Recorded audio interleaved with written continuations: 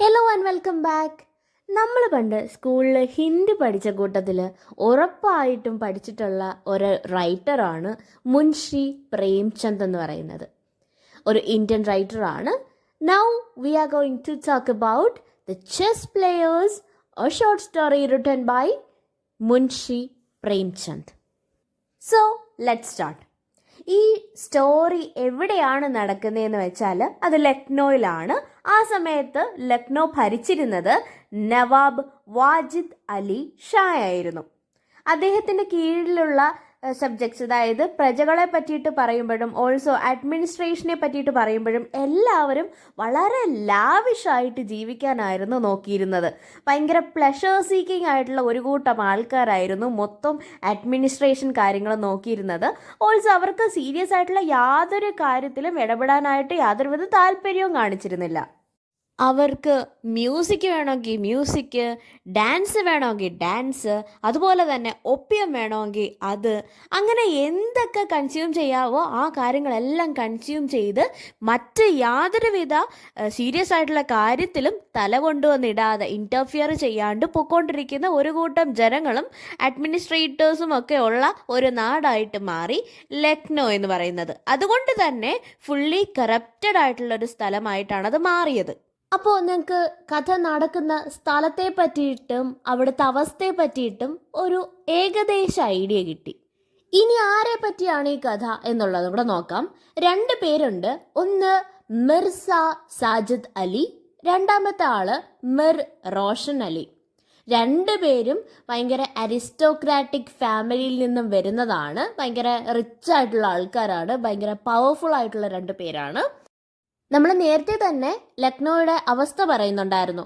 യാതൊരു കാര്യത്തിലും സീരിയസ് ആയിട്ടുള്ള യാതൊരുവിധ കാര്യത്തിലും അതിനെ പറ്റിയിട്ടൊന്നും ബോധേഡല്ലാത്ത ഒരു കൂട്ടം ആൾക്കാരാണ് ആ സമയത്ത് ലക്നൗയിൽ ഉണ്ടായിരുന്നത്. അതിൻ്റെ എക്സാക്ട് കോപ്പി എന്നുള്ള തരത്തിലാണ് നമ്മളുടെ മിർസയും മിറും ഉള്ളത്.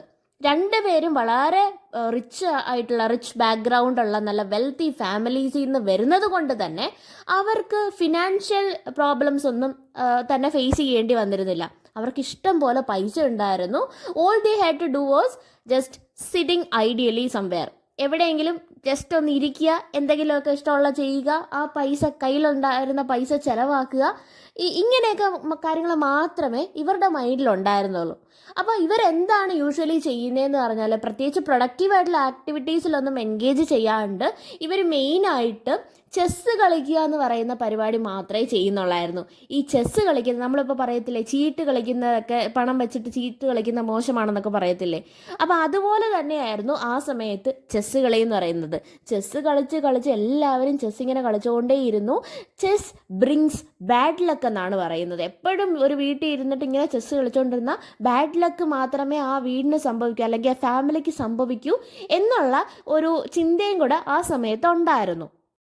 നമ്മുടെ മിറിൻ്റെ റുട്ടീൻ എന്ന് പറഞ്ഞാൽ രാവിലെ എണീക്കുക, ഡയറക്റ്റ് നമ്മളുടെ മിർസയുടെ വീട്ടിലേക്ക് പോവുക, അവിടെ ഇരുന്ന് ചെസ്സ് കളിക്കുക. അവർക്ക് സമയം പോകുന്ന അറിയുന്നില്ല, വിശപ്പില്ല, വേറെ ഒരു കാര്യത്തിനെ പറ്റിയിട്ടും ആലോചിച്ച് അവർ ബോധേഡല്ലായിരുന്നു. അപ്പം ഈവൻ സെർവൻസ് വരെ, മിർസയുടെ വീട്ടിലുള്ള സെർവൻസ് വരെ വിചാരിക്കും ഇതെന്തുവാണ് രാവിലെ വന്നിരുന്ന് ഇവിടെ ഇരുന്ന് ചെസ്സ് കളിക്കുവാണ്, ഇയാൾക്ക് വീട്ടിലൊന്ന് പോകണ്ടേ എന്നുള്ള രീതിയിൽ അവരാലോചിക്കുന്നുണ്ട്. അപ്പോൾ ഓഫ് കോഴ്സ് മിർസയുടെ ഭാര്യയെ പറ്റിയിട്ട് ആലോചിച്ച് നോക്കൂ. ബീഗം എന്നാണ് ഇതിനകത്ത് പറയുന്നത്. ബീഗത്തിന് ഭയങ്കരമായ ദേഷ്യം വരുന്നുണ്ട്. പക്ഷേ മിർസയുടെ ഒരു ക്യാരക്ടർ ഇവിടെ പറയുന്നുണ്ട്. മിർസ എന്ന് വെച്ചാൽ എന്തെങ്കിലും തെറ്റ് മിർസയുടെ ഭാഗത്തുണ്ടെങ്കിൽ തന്നെ അത് അടുത്തിരിക്കുന്നതിൻ്റെ മുകളിലേക്ക് ചാരി വെച്ചിട്ട് എസ്കേപ്പ് ആവാൻ നോക്കുന്ന തരത്തിലുള്ള ഒരു വ്യക്തിയാണ് മിർസ എന്ന് പറയുന്നത്. മിറ് എത്ര നിർബന്ധിച്ചാലും മിറ് പോകത്തില്ല. മിറ് അവിടെ തന്നെ ഇരുന്ന് ചെസ്സ് കളിക്കുന്ന ഒരു സ്വഭാവക്കാരനാണ് എന്നുള്ള രീതിയിൽ ബീഗത്തിൻ്റെ അടുത്ത് വരുത്തി തീർക്കും. And Begum started to show that she is actually annoyed.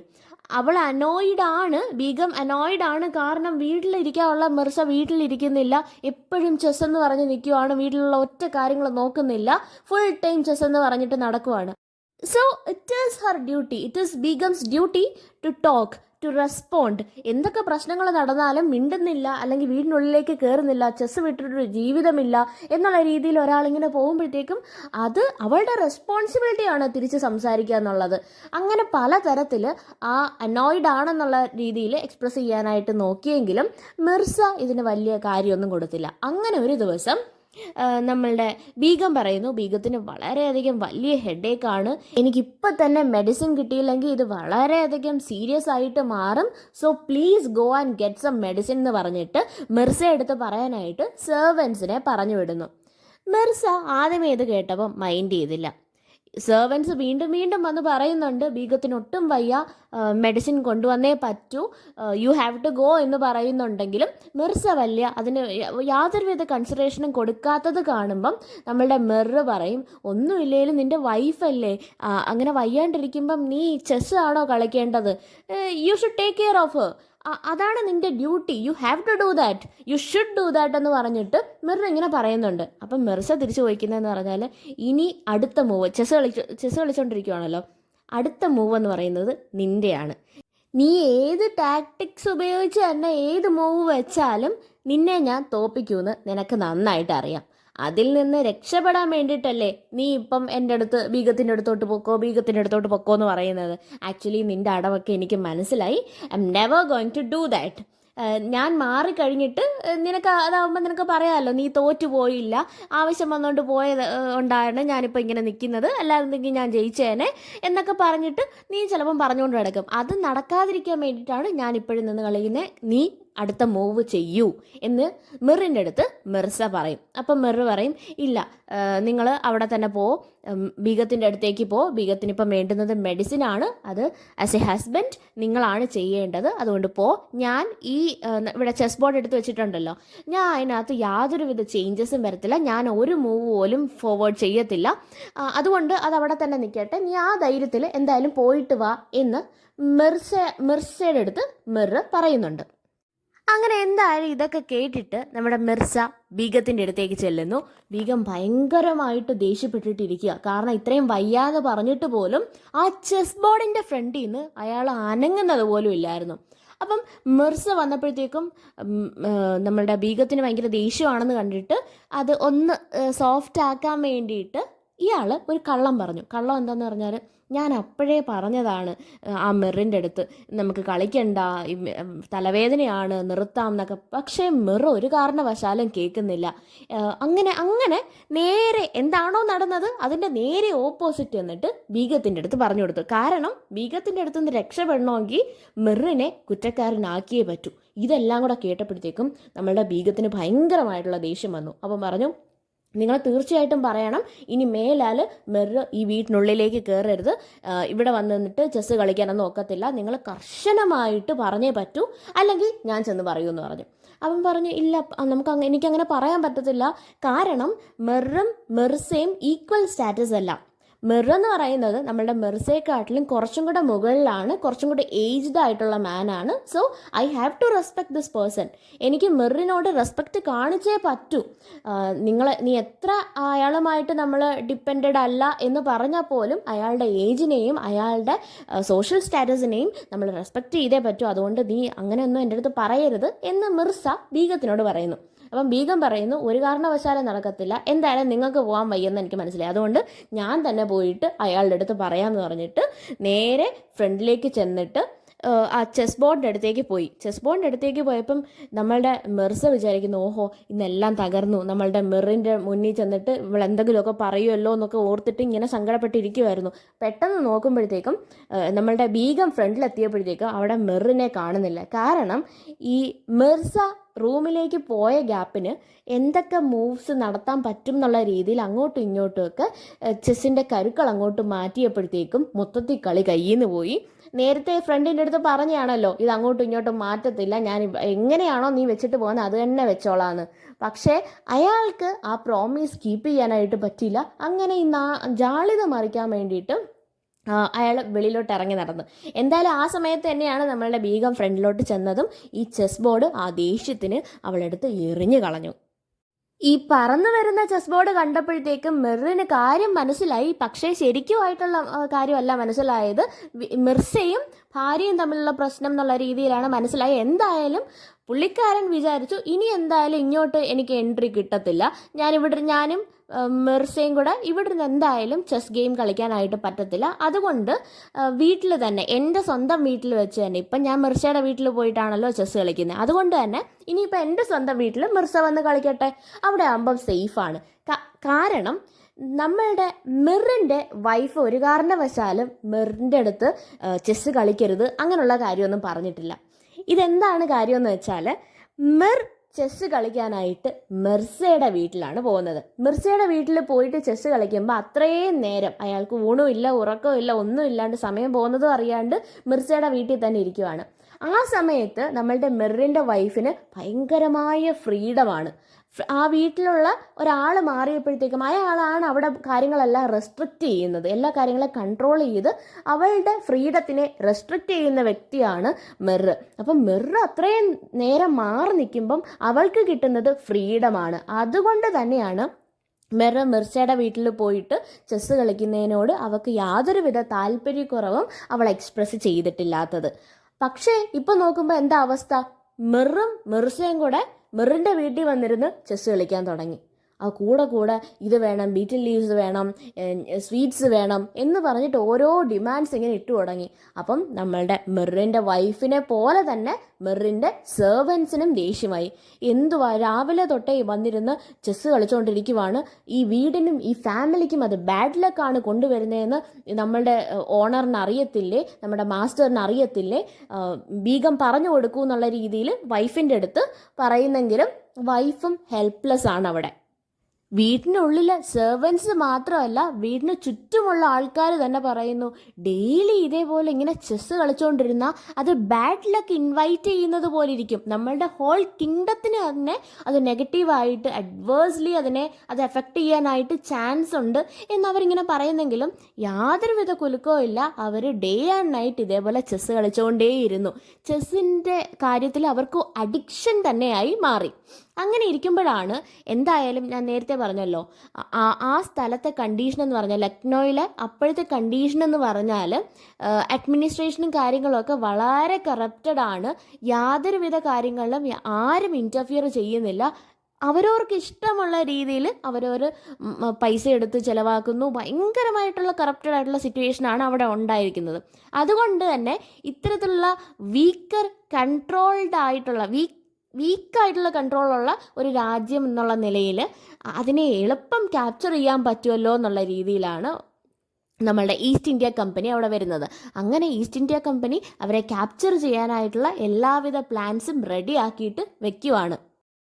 ഈ ഷോർട്ട് സ്റ്റോറിയിൽ പറയുന്ന 2 ചെസ് പ്ലെയേഴ്സ് ഇല്ലേ, ഈ 2 ചെസ് പ്ലെയേഴ്സിനെ ഒരു മെറ്റഫർ ആയിട്ടാണ് ഇവിടെ യൂസ് ചെയ്തിരിക്കുന്നത്. അവിടുത്തെ നവാബ്, അതായത് റൂളർ യാതൊരുവിധ കാര്യങ്ങളിലും ഇൻ്റർഫിയർ ചെയ്യാതെ സ്വന്തമായിട്ട് തൻ്റെ ലക്ഷൂറിയസ് ലൈഫിൽ മാത്രം ഫോക്കസ് ചെയ്ത് എങ്ങനെയൊക്കെ പൈസ സ്പെൻഡ് ചെയ്യാവോ അങ്ങനെയൊക്കെ കാര്യങ്ങളെല്ലാം ചെയ്ത് ഭയങ്കര ലക്ഷൂറിയസ് ആയിട്ടുള്ള ഒരു ലൈഫ്, കറപ്റ്റഡ് ആയിട്ടുള്ള അഡ്മിനിസ്ട്രേഷൻ, ഇതെല്ലാമായിരുന്നു ആ സ്റ്റേറ്റിൻ്റെ പ്രശ്നം എന്ന് പറയുന്നത്. അങ്ങനെ പ്രശ്നത്തിൽ മുങ്ങി നിൽക്കുമ്പോൾ പോലും അതിനെ പറ്റിയിട്ടൊന്നും തന്നെ ആലോചിക്കാതെ ചെസ്സ് കളിക്കുക എന്ന് പറയുന്നത് ഒരു മെറ്റഫറാണ്. കറപ്റ്റഡ് ആയിട്ടുള്ള അല്ലെങ്കിൽ ഭയങ്കര ലക്ഷൂറിയസ് ആയിട്ടുള്ള ലൈഫ് സ്റ്റൈൽ ഫോളോ ചെയ്യുക, വേറെ കാര്യങ്ങളിലൊന്നും ഇൻ്റർഫിയർ ചെയ്യാതെ അങ്ങനെ ലക്ഷൂറിയസ് ആയിട്ടുള്ള ലൈഫ് ഫോളോ ചെയ്യുന്ന ആ ഒരു പ്രോസസ്സാണ് ചെസ്സ് കളി പോലെ കാണിക്കുന്നത്, മെറ്റഫറായിട്ട് യൂസ് ചെയ്യുന്നത്. അപ്പം അങ്ങനെ ഉള്ള ഒരു റൂളറിൻ്റെ കീഴിലുള്ള ഒരു രാജ്യത്ത് എന്തുകൊണ്ടും വീക്ക്നെസ് ആണ് നമുക്ക് എടുത്തു കാണാനായിട്ട് പറ്റുന്നത്. ആ വീക്ക്നെസ് കണ്ടിട്ടാണ് ഈസ്റ്റ് ഇന്ത്യ കമ്പനി അവരെ ക്യാപ്ചർ ചെയ്യാനായിട്ട് വരുന്നതും. ഈ സമയത്താണ് അവിടെ ഒരു മെസ്സഞ്ചർ വരുന്നത്. മിർസയെ തിരക്കിയിട്ടാണ് ആ മെസ്സഞ്ചർ വരുന്നത്. അയാൾ എന്താണ് പറഞ്ഞതെന്ന് വെച്ചാൽ, വാർ ഈസ് കമ്മിങ്, ഒരു വാർ എന്തായാലും വരുന്നുണ്ട്, അതിനകത്ത് പാർട്ടിസിപ്പേറ്റ് ചെയ്യാനായിട്ട്, രാജ്യത്തിനെ പ്രൊട്ടക്റ്റ് ചെയ്യാനായിട്ട്, ജോയിൻ ചെയ്യാനായിട്ട് അവിടുത്തെ എല്ലാ ആൾക്കാരെയും ക്ഷണിക്കുന്നല്ല, മാൻഡേറ്ററി ആണ്, എല്ലാവരും കറക്റ്റായിട്ട് അവിടെ എത്തണം എന്ന് അറിയിക്കാൻ വേണ്ടിയിട്ടാണ് വന്നത്. എസ്പെഷ്യലി കിങ്ങിൻ്റെ കയ്യിൽ നിന്ന് ഒരുപാട് ഗ്രാൻഡ്സ് ഒക്കെ കിട്ടിയിട്ടുള്ള വ്യക്തിയാണ് മിർസ. ആ ഗ്രാൻഡ്സ് കിട്ടിയത് വെറുതെ അല്ല എന്ന് കാണിക്കാനായിട്ടുള്ള സമയമാണ്. അപ്പം ആർമിയിൽ ജോയിൻ ചെയ്യാനായിട്ടുള്ള ഒരു കാര്യം അറിയിക്കാൻ വേണ്ടിയിട്ടാണ് ഈ മെസ്സഞ്ചർ വന്നത്. ഇത് കേട്ട പാതി കേൾക്കാത്ത പാതി നമ്മളുടെ മിർസയും പേടിച്ചിരിക്കുവാണ്. അവർക്ക് ആർമി അല്ലെങ്കിൽ വാറിനകത്ത് അതിനകത്തൊന്നും ജോയിൻ ചെയ്യാനായിട്ട് യാതൊരുവിധ താല്പര്യമില്ല. അപ്പോൾ അവരിങ്ങനെ വിചാരിക്കുന്നു, നമുക്ക് വേറെ എങ്ങോട്ടെങ്കിലും പോയി ഒളിച്ചിരിക്കാം, വാറൊക്കെ കഴിഞ്ഞിട്ട് നമുക്ക് തിരിച്ചു വരാം, അതായിരിക്കും നമ്മളുടെ ലൈഫിന് ഏറ്റവും നല്ലതെന്ന് പറയുന്നുണ്ട്. അങ്ങനെ അവർ തീരുമാനിക്കുന്നു, it is not safe to be at home at day ടൈമിൽ വീട്ടിൽ നിൽക്കുന്ന ഒട്ടും തന്നെ സേഫ് അല്ല. കാരണം മെസ്സഞ്ചർ ആ മെസ്സേജ് അവരിലേക്ക് എത്തിച്ചിട്ടില്ല, മിർസയിലേക്ക് എത്തിച്ചിട്ടില്ല. മിറാണ് ചോദിച്ചത് എന്താണ് കാര്യം. അപ്പം ഡയറക്റ്റ് വന്നിട്ട് പറഞ്ഞു കഴിഞ്ഞാൽ, മെസ്സഞ്ചർ വന്ന് പറഞ്ഞു കഴിഞ്ഞാൽ എന്തായാലും ജോയിൻ ചെയ്തേ പറ്റൂ. അപ്പം അങ്ങനെ മെസ്സഞ്ചറിൻ്റെ കണ്ണിൽ പെടാണ്ട് ഡേ ടൈമിലൊന്നും വീട്ടിൽ നിൽക്കണ്ട എന്ന് പറഞ്ഞിട്ട് അവർ ഗോമതി റിവറിൻ്റെ ബാങ്കിലുള്ള ഒരു തകർന്ന ഒരു മോസ്ക് ഉണ്ട്, ആ മോസ്കിൻ്റെ സൈഡിലായിട്ട് ഫുൾ ടൈം നിൽക്കാനായിട്ട്, ഡേ ടൈമിൽ ഫുള്ള് നിൽക്കാനായിട്ട് അവർ തീരുമാനിച്ചു. അപ്പോൾ അവരുടെ ലക്ഷൂറിയസ് ആയിട്ടുള്ള കുറച്ച് കാര്യങ്ങളുണ്ട്, അവരുടെ കാർപ്പറ്റ്, അവരുടെ ടുബാക്കോ, ഈ കാര്യങ്ങളെല്ലാം എടുത്തുകൊണ്ട്, also chess board is very important, chess ബോർഡും എടുത്തുകൊണ്ടാണ് അവർ പോകുന്നത്. അങ്ങനെ അവർക്ക് നേരത്തെ എങ്ങനെയാണോ അവർ ചെസ്സ് കളിച്ചുകൊണ്ടിരുന്നത്, they just continue to do that. അവർ വീണ്ടും ചെസ്സ് കളിച്ചുകൊണ്ടേയിരുന്നു, കുറച്ചും കൂടെ ഭയങ്കര അഗ്രസീവായിട്ട് ചെസ്സ് കളിച്ചുകൊണ്ടേയിരുന്നു. അവർക്ക് ഊണമില്ല, ഉറക്കമില്ല, ഒന്നുമില്ല, ഫുൾ ടൈം ഇതാകുമ്പോൾ ഭാര്യമാരുടെ ശല്യം പോലും ഇല്ല, ഫുൾ ടൈം ഇങ്ങനെ ചെസ്സ് കളിച്ചുകൊണ്ടേ ഇരിക്കാം. ഇതിൻ്റെ ഇടയ്ക്ക് അവരിൽ നിന്ന് വരുന്ന വളരെ ചുരുക്കം ചില വാക്കുകൾ മാത്രമേ ഉള്ളൂ, ലൈക്ക് ചെക്ഡ്, കോൺക്വേർഡ് എന്നുള്ള രീതിയിലുള്ള വാക്കുകൾ മാത്രമേ അവരുടെ വായിൽ നിന്ന് വരുന്നുള്ളൂ. കാരണം അത്രയ്ക്ക് ഫോക്കസ്ഡ് ആയിട്ടാണ് ഇരിക്കുന്നത്, ചെസ്സ് കളി തന്നെ ജീവിതം എന്നുള്ള രീതിയിലാണ് നിൽക്കുന്നത്. അവർക്ക് വേറൊരു വാക്ക് പോലും അവരുടെ വായിൽ നിന്നും വരുന്നില്ല. ഇതേ സമയത്ത് തന്നെ അവരെന്തിനെയാണോ പേടിച്ചത് അത് നടക്കാൻ പോവുകയാണ്. ബ്രിട്ടീഷ് ഈസ്റ്റ് ഇന്ത്യ കമ്പനി സിറ്റിയിലേക്ക് വരുവാണ്. ഈ കാര്യങ്ങളെ പറ്റിയിട്ടെല്ലാം ഓർത്ത് ഭയന്നിട്ട് സിറ്റിയിലുള്ള ആൾക്കാർ മൊത്തം വില്ലേജിലേക്ക് ഷിഫ്റ്റ് ചെയ്യുവാണ്. അപ്പോൾ അങ്ങനത്തെ ഒരു അന്തരീക്ഷമാണ്, മൊത്തത്തിൽ ഒരു പൊളിറ്റിക്കൽ ക്രൈസിസും കൂടെ വരുന്ന ഒരു അന്തരീക്ഷമാണ്. അപ്പോഴും ഇതിനെ പറ്റിയിട്ടൊന്നും യാതൊരുവിധ കാര്യങ്ങളെ പറ്റിയിട്ടും ബോധേഡ് ആവാണ്ട് അവർ ചെസ് എന്ന് പറയുന്ന കാര്യം കണ്ടിന്യൂ ചെയ്തുകൊണ്ടേ ഇരിക്കുവാണ്. അവരുടെ ലക്ഷൂറിയസ് ലൈഫ് ഇങ്ങനെ കണ്ടിന്യൂ ചെയ്തുകൊണ്ടേ ഇരിക്കുവാണ്. അവർ ഡേ ടൈമിൽ പുറത്തിറങ്ങുന്നേ ഇല്ല. അങ്ങനെ ഇരിക്കുമ്പോഴാണ് ബ്രിട്ടീഷ് ഈസ്റ്റ് ഇന്ത്യ കമ്പനിയുടെ 5000 സോൾജിയേഴ്സ് ഉള്ള ഒരു കൂട്ടം ആൾക്കാർ വാറിനായിട്ട് അവിടെ എത്തുന്നത്. അങ്ങനെ വാറിനായിട്ട് എത്തിയിട്ട് അവർ ലക്നോ ക്യാപ്ചർ ചെയ്യാൻ വേണ്ടിയിട്ട് റെഡി ആയിട്ട് നിൽക്കുവാണ്. ഇതിനെ പറ്റിയിട്ടെല്ലാം ഓർത്ത് പേടിച്ച് നമ്മളുടെ മിറാണെങ്കിലും രാത്രി വളരെ വൈകിയാണ് വീട്ടിലേക്ക് എത്തുന്നത്. കാരണം ആരുടെയും കണ്ണിൽ പെട്ട ഒന്നെങ്കിൽ ഈസ്റ്റ് ഇന്ത്യ കമ്പനിക്കാർ കൊല്ലും, ഇല്ലാന്നുണ്ടെങ്കിൽ വാറിന് സ്വന്തം രാജ്യത്തിനെ റെപ്രസെൻ്റ് ചെയ്ത് വാറിൽ പങ്കെടുക്കേണ്ടിയും വരും. രണ്ടും അവരെ കൊണ്ട് പറ്റുന്ന കേസുമല്ല. ഒരു സൈഡിൽ ലക്നോയെ ക്യാപ്ചർ ചെയ്യാനായിട്ട് ഇത്രത്തോളം ബ്രിട്ടീഷ് സോൾജിയേഴ്സ് വന്ന് നിൽക്കുമ്പം മിറും മിർസയും കൺഫ്യൂഷനിലാണ്. What is the next move എന്നുള്ളതാണ് അവരുടെ കൺഫ്യൂഷൻ. നമ്മളുടെ ചെസ്സ് കളിക്കുമ്പം അതിനകത്തുള്ള പീസസിൽ ഏതാണ് എടുത്തിനി വെക്കേണ്ടത്, അതെങ്ങോട്ടാണ് അതിൻ്റെ മൂവ്മെൻറ്റ് പോവേണ്ടത്, ഇത് മാത്രമായിരുന്നു അവരുടെ മനസ്സിലുള്ള ഏക കൺസേൺ എന്ന് പറയുന്നത്. അങ്ങനെ എന്തായാലും വാറിനകത്ത് നമ്മൾ രാജാവിനെ റെപ്രസെൻ്റ് ചെയ്യാനായിട്ട് അവിടുത്തെ സബ്ജക്ട്സ് ആരും ഇല്ല. അതുകൊണ്ട് തന്നെ വലിയ ബ്ലഡ് ഷെഡോ കാര്യങ്ങളോ ഒന്നുമില്ലാതെ തന്നെ നമ്മളുടെ നവാബിനെ, അതായത് കിങ്ങിനെ, ബ്രിട്ടീഷേഴ്സ് പ്രിസണറാക്കി കൊണ്ടുപോവുകയും ചെയ്തു. അവർ ഒളിവിൽ താമസിക്കുന്ന ആ ദിവസം തൊട്ട് ഓരോരോ നെഗറ്റീവായിട്ടുള്ള കാര്യങ്ങൾ സംഭവിക്കുമ്പോഴും ഒന്നെങ്കിൽ മിർ പറയും അയ്യോ അത് ഭയങ്കര കഷ്ടമായല്ലോ, ആ സമയത്ത് മിർസ പറയും അടുത്ത മൂവ് എന്താണെന്ന് നോക്ക്. നേരെ തിരിച്ചും വരാറുണ്ട്. മിർസ ഭയങ്കരമായിട്ട് സങ്കടപ്പെടുമ്പോൾ മിർ പറയും അടുത്ത മൂവ് എന്താണെന്ന് നോക്ക്. ഇങ്ങനെയാണ് അവരുടെ ഒരു കാര്യം എന്ന് പറയുന്നത്. അങ്ങനെ എന്തായാലും ബ്ലഡ് ഷെഡ് ഒന്നും ഇല്ലാണ്ട് തന്നെ പക്ഷെ നവാബിനെ അവർ കൊണ്ടുപോവുകയും ചെയ്തു, പ്രിസണറായിട്ട് ബ്രിട്ടീഷേഴ്സ് കൊണ്ടുപോവുകയും ചെയ്തു. ഈ ഒരു അവസരത്തിൽ നമ്മളുടെ മിർസയ്ക്ക് സങ്കടം വരുന്നുണ്ട്, വളരെ കഷ്ടമായിപ്പോയി, ഒന്നുമില്ലെങ്കിലും നമ്മുടെ നവാബല്ലായിരുന്നോ, നമ്മളുടെ സിറ്റി ഈ അവസ്ഥയിലായിപ്പോയല്ലോ എന്ന് പറയുമ്പം നമ്മളുടെ മിർ ഭയങ്കരമായി ചെസ്സിൽ ഫോക്കസ് ചെയ്ത് നിൽക്കുവാണ്. അങ്ങനെ കുറേ നേരം ഇവർ ചെസ്സ് കളിച്ചു. 3 വട്ടം അടുപ്പിച്ച് നമ്മളുടെ മിർസയെ തോപ്പിക്കുന്നുണ്ട്. തോപ്പിക്കുക മാത്രമല്ല, മിർസയ്ക്ക് ഇങ്ങനെ ദേഷ്യം വരുന്നുണ്ട് തോക്കുന്നത് കാണുമ്പോഴത്തേക്ക്, ഭയങ്കരമായിട്ട് ഫ്രസ്ട്രേറ്റഡ് ആവുന്നുണ്ട്. ഇതിനെല്ലാം മറ്റേ ആഡിങ് ഇൻസൾട്ട് ടു ഇഞ്ചുറി എന്ന് പറയത്തില്ലേ, എരുതിയിൽ എണ്ണ ഒഴിക്കുന്ന പരിപാടി, അതും അങ്ങനെ കാണിക്കാനായിട്ട് നമ്മളുടെ മിർ ഇങ്ങനെ കൂടെ അയ്യേ നീ തോറ്റുപോയെന്നൊക്കെ പറഞ്ഞിട്ട് കളിയാക്കാനായിട്ട് തുടങ്ങി. ഇത് കണ്ടപ്പോഴത്തേക്കും നമ്മളുടെ മിർസയ്ക്ക് ഭയങ്കരമായ ദേഷ്യം മിറിനോട് വന്നു. അങ്ങനെ ഫ്രസ്ട്രേറ്റഡ് ആയിട്ട് നിൽക്കുന്ന സമയത്താണ് മിർസ ഒരു കാര്യം ശ്രദ്ധിച്ചത്. മിർ താൻ ഓൾറെഡി ചെയ്തൊരു മൂവ് വീണ്ടും ചേഞ്ച് ചെയ്യാനായിട്ട് ശ്രമിക്കുന്നുണ്ട്. അപ്പം മിർസ പറയുന്നു അത് ചീറ്റിംഗ് ആണ്, അതൊന്നും ചെയ്യാൻ പറ്റത്തില്ല എന്ന് പറഞ്ഞിട്ട് ഭയങ്കരമായ രീതിയിൽ അവർ തമ്മിൽ ഭയങ്കര ആർഗ്യുമെൻറ്റ് അവിടെ ഉണ്ടാവുന്നു. അപ്പോൾ ഒരാൾ പറയുന്നു അങ്ങനെ മൂവ് ചെയ്യാനായിട്ട് പറ്റത്തില്ല, പീസ് അങ്ങനെ വീണ്ടും മൂവ് ചെയ്യാനായിട്ട് പറ്റത്തില്ല, ദിസ് ഇസ് ചീറ്റിംഗ് എന്ന് പറയുന്നു. മറ്റാൾ പറയുന്നു ഇറ്റ്സ് ഓക്കെ, നമുക്ക് മൂവ് ചെയ്യാൻ അങ്ങനെ ചെയ്യാനായിട്ട് പറ്റും, this is my very first move എന്നുള്ള രീതിയിൽ മറ്റേ ആളും പറയുന്നു. അങ്ങനെ മൊത്തത്തിൽ പ്രശ്നമായി. അവർ സ്വന്തം വീട്ടുകാരെ അങ്ങോട്ടും ഇങ്ങോട്ടും പറയാനായിട്ട് തുടങ്ങി. ഒരാൾ വന്നിട്ട് പറയുന്നു തൻ്റെ ഫാമിലി എന്ന് പറഞ്ഞാൽ എനിക്കറിയാം, തനിക്ക് എങ്ങനെ ചെസ്സിനെ പറ്റി അറിയാനാ, തൻ്റെ ഫാമിലി എന്ന് പറയുന്നത് ഗ്രാസ് കട്ടേഴ്സിൻ്റെ ഫാമിലി അല്ലേ, തൻ്റെ ഫാമിലിക്ക് വലിയ ബുദ്ധിയൊന്നും ഇല്ലല്ലോ, ഈ ചെസ്സ് കളിക്കാൻ വേണ്ടിയിട്ടുള്ള ബുദ്ധിയൊന്നും അല്ലല്ലോ എന്ന് ഒരാൾ പറയുമ്പോഴത്തേക്കും മറ്റേ ആൾ പറയുന്നു നിൻ്റെ ഫാമിലിയും അത്രയ്ക്ക് വലിയ ഫാമിലിയൊന്നും അല്ല, നിൻ്റെ ഫാമിലിയും കുറഞ്ഞ ഫാമിലി തന്നെയായിരുന്നു, എന്നിട്ടാണോ നീ ചെസ്സ് കളിക്കാനായിട്ട് വന്നിരിക്കുന്നതെന്ന് പറഞ്ഞ് രണ്ടുപേരും അവരവരുടെ ഫാമിലീസിനെ പറ്റിയിട്ട് ഇങ്ങനെ പറഞ്ഞുകൊണ്ടേയിരുന്നു. അപ്പം അവരുടെ ഒരു പ്രത്യേകത എന്ന് പറഞ്ഞാൽ അവർ അരിസ്റ്റോക്രാറ്റ്സ് ആയിരുന്നല്ലോ. Also all the time every time അവരുടെ ഡ്രസ്സിൻ്റെ കൂടെ തന്നെ കുറച്ച് ഒരു വാളും കൂടെ വെച്ചിട്ടുണ്ടായിരുന്നു. എപ്പോഴും സോഡ്സ് അവരുടെ കയ്യിലുണ്ടായിരുന്നു. ഇപ്പോൾ വേണമെങ്കിലും ഒരു ഫൈറ്റ് ഉണ്ടാവാം എന്നുള്ള രീതിയിൽ അവർ വളരെ കറേജിയസ് ആയിട്ടുള്ള ആൾക്കാരായിരുന്നു. ഇതേപോലെ ഭയങ്കര ലേസി ആണെങ്കിൽ പോലും അവർക്ക് ഈ ധൈര്യത്തിന് കുറവൊന്നുമില്ലായിരുന്നു. അങ്ങനെയാണ് നമ്മളുടെ ഈ അവരുടെ ബോഡിയിൽ അല്ലെങ്കിൽ അവരുടെ ക്ലോത്തിൻ്റെ ഭാഗമായിട്ടുള്ള ആ സോഡ് എടുത്തിട്ട് അവർ തമ്മിൽ ഫൈറ്റ് ചെയ്യാനായിട്ട് തുടങ്ങി. അങ്ങനെ ഈ എത്ര പ്ലഷർ ലവിങ് ആണെന്ന് പറഞ്ഞാലും ആ പ്ലഷർ കാരണമാണ് അവർക്ക് ഫൈറ്റ് ചെയ്യാനായിട്ട് അല്ലെങ്കിൽ സ്വന്തം രാജ്യത്തിനെ പ്രൊട്ടക്റ്റ് ചെയ്യാനായിട്ട് ഫൈറ്റ് ചെയ്യാനായിട്ട് പറ്റാഞ്ഞത്. അവർക്ക് മടിയായിപ്പോയി. അവരുടെ പ്ലഷർ ആണ് അവിടെ ആ സമയത്ത് അവർക്ക് ഇമ്പോർട്ടൻസ് ആയിട്ട് വന്നത്.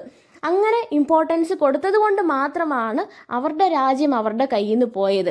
പക്ഷേ അവരുടെ പേഴ്സണൽ കാര്യം വന്നപ്പോഴത്തേക്കും അവർക്ക് ഈ പ്രശ്നം ഒന്നുമേ ഇല്ല. അവർ നേരെ അവരുടെ വാളെടുത്തിട്ട് അവർ അങ്ങോട്ടും ഇങ്ങോട്ടും ഫൈറ്റ് ചെയ്യാനായിട്ട് തുടങ്ങി. രണ്ടുപേരും ഭയങ്കരമായിട്ട് ഇഞ്ചേർഡായി. അങ്ങനെ അവിടെ തന്നെ വീണ് മരിച്ചു എന്നുള്ളതാണ്.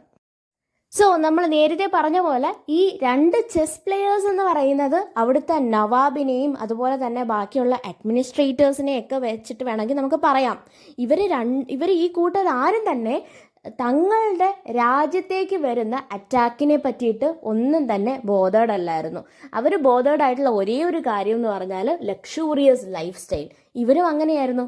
മിർസ എങ്ങനെയായിരുന്നു, വേറൊരു കാര്യത്തിനെ പറ്റിയിട്ടും അവർക്ക് വരുന്ന പ്രശ്നങ്ങളെ പറ്റിയിട്ടൊന്നും അവർക്ക് ചിന്തയില്ല. അവർക്ക് ചെസ്സ് കളി എന്ന് പറയുന്ന ഒരൊറ്റ കാര്യം മാത്രമായിരുന്നു അവിടെ ഏറ്റവും കൂടുതൽ അവർ ഇമ്പോർട്ടൻസ് കൊടുത്തിരുന്നത്. അങ്ങനെയാണ് നമ്മുടെ രാജാവിന് രാജ്യം നഷ്ടപ്പെട്ടതും അതുപോലെ തന്നെ മിറിനും മിർസയ്ക്കും തൻ്റെ ജീവിതവും ജീവനും നഷ്ടപ്പെട്ടതും.